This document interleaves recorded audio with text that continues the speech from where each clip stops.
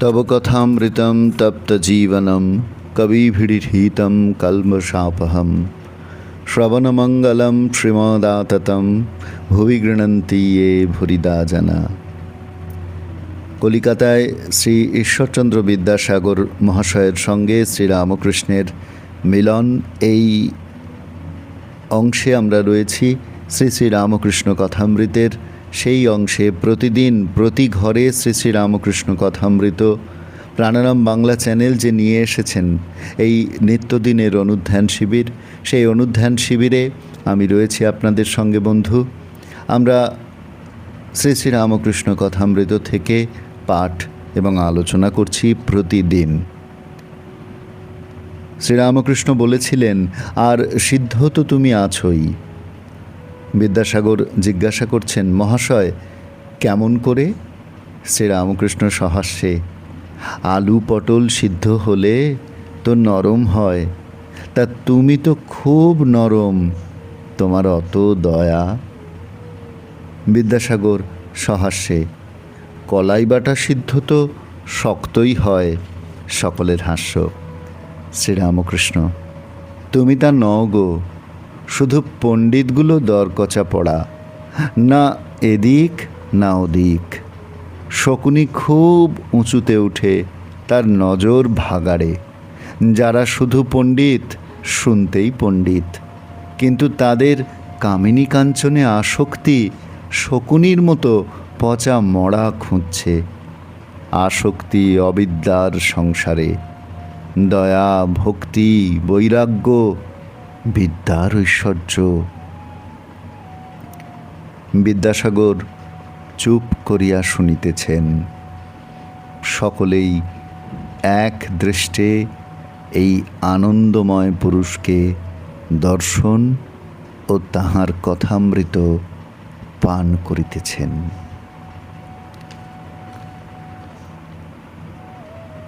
বিদ্যাসাগরের সঙ্গে শ্রীরামকৃষ্ণের এই সাক্ষাৎকারের যত গভীরে আমরা প্রবেশ করছি, তত আমরা যেন বুঝতে পারছি আরও বেশি করে যে শ্রীরামকৃষ্ণ বিদ্যাসাগরের সঙ্গে যখন কথা বলছেন, তখন বিদ্যাসাগরের প্রতি শ্রীরামকৃষ্ণের কি অপূর্ব শ্রদ্ধা প্রকাশ পাচ্ছে।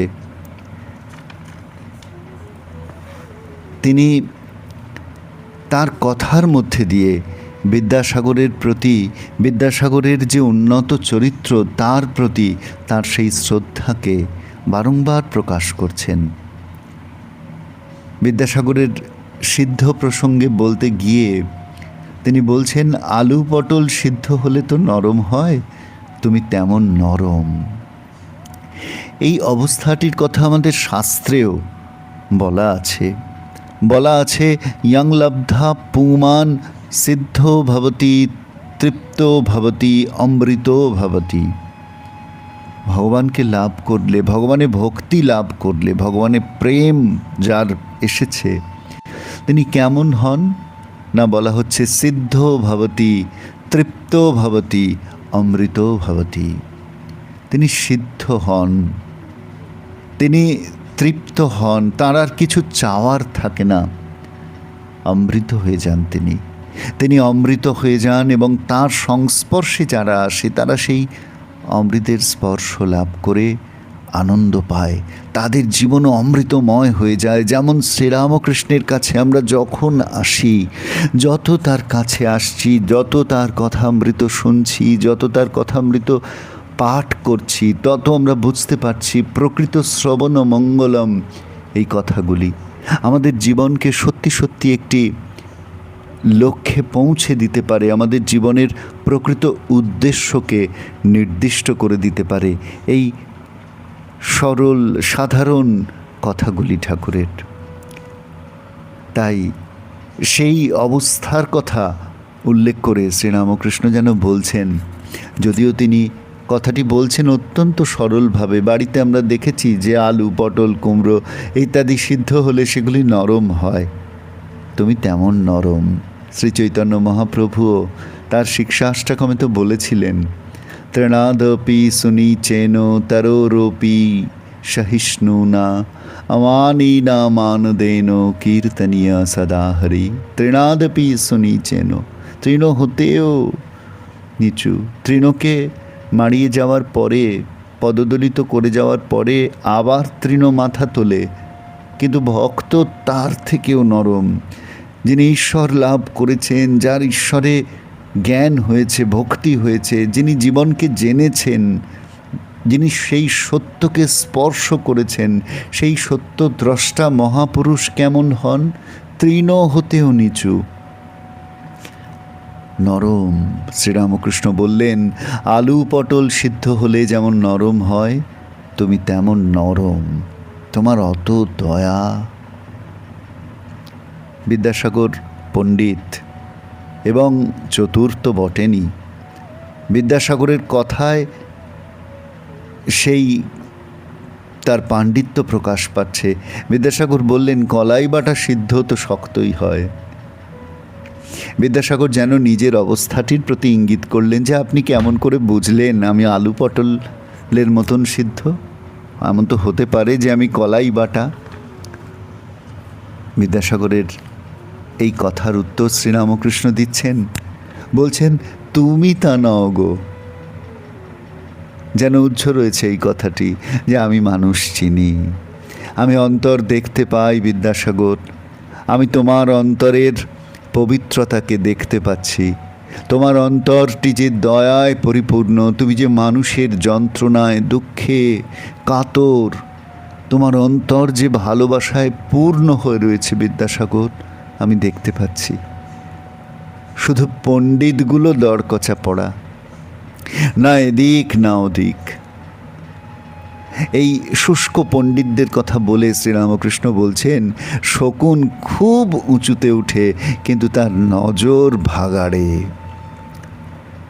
শকুনের কথা বলছেন যে শকুন এত উঁচুতে উঠেছে। পণ্ডিতরা অনেক পড়াশোনা করেছেন, অনেক শাস্ত্র পড়েছেন, অনেক জ্ঞান অর্জন করেছেন, কিন্তু কামিনী কাঞ্চন থেকে, বিষয় থেকে তাদের মন তুলে নিতে পারেননি।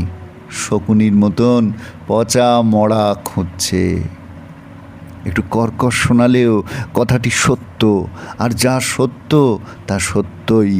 শ্রীরামকৃষ্ণ সত্য স্বরূপ, তিনি সেই সত্যের দিকে আমাদের দৃষ্টি আকর্ষণ করছেন যে যতই পাণ্ডিত্য লাভ করো, অবিদ্যার সংসারে যদি আসক্তি থাকে তাহলে তুমি ওই শকুনের মতনই। শকুন যেমন অনেক উঁচুতে উঠলেও তার চোখ থাকে পচা মরার দিকে, যতই তুমি পণ্ডিত হও, যতই তুমি পড়াশোনা করো, যতই তুমি ডিগ্রি অর্জন করো না কেন, যদি তোমার মন কামিনী কাঞ্চনে আসক্ত হয়ে থাকে, তাহলে অবিদ্যার সংসারে তোমার আসক্তি ঘোচেনি। বিদ্যাসাগরকে দেখে বলছেন, তুমি তেমনটি নও। শ্রীরামকৃষ্ণ বিদ্যাসাগরকে জেনেছেন, বিদ্যাসাগরকে চিনেছেন। বিদ্যাসাগরের অন্তরে যে সোনা রয়েছে, সেই সোনার সন্ধান শ্রীরামকৃষ্ণ পেয়েছেন। আর সেই জন্যই বলছেন, না, তুমি সেই দরকচা পড়া পণ্ডিতগুলির মতন নও, তুমি তেমনটি নও। তাহলে তুমি কেমন? বলছেন ঠাকুর, বলছেন দয়া, ভক্তি, বৈরাগ্য, বিদ্যার ঐশ্বর্য। এই যে তোমার দয়া, এই যে তোমার ভক্তি, এই যে তোমার বৈরাগ্য, সংসারের প্রতি বৈরাগ্য, এই যে তোমার ভোগের প্রতি বৈরাগ্য। টাকা ধার করে তিনি বিদ্যালয় প্রতিষ্ঠা করছেন, মানুষের সেবা করে চলেছেন। যে যেখানে তার কাছে সাহায্য চাইছে তাকে সেই সাহায্য তিনি দিয়ে দিচ্ছেন, বিচার করছেন না কোনো ভালো মন্দ, কেবল দান করে যাচ্ছেন।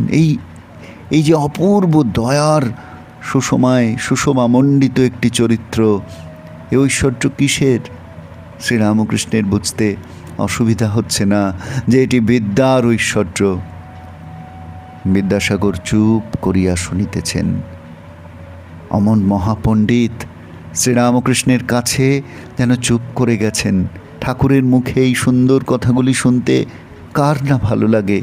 এই যে অমৃত, এই অমৃতের স্বাদ বিদ্যাসাগর আগে যে কোথাও পাননি, সে আর বলার অপেক্ষা রাখে না।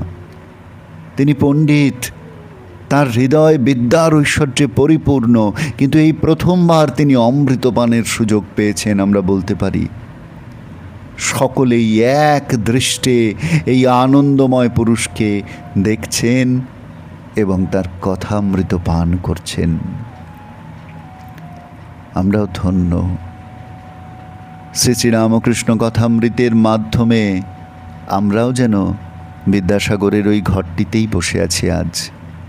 শ্রীরামকৃষ্ণের কথামৃত পানের সেই দুর্লভ সুযোগ আমরাও আজ লাভ করেছি বন্ধু। আসুন সেই কথামৃত প্রাণ ভরে পান করি এবং নিজেদের মানব জন্মকে সার্থক করি। আজ এই পর্যন্ত। আগামীকাল আমরা আবার এর পরের অংশ থেকে পাঠ করব। আপনাদের সকলকে ধন্যবাদ, নমস্কার।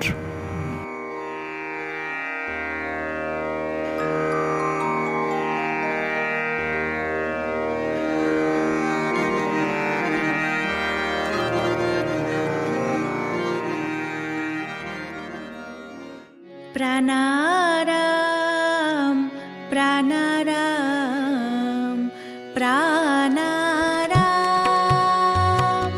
প্রাণারাম প্রাণারাম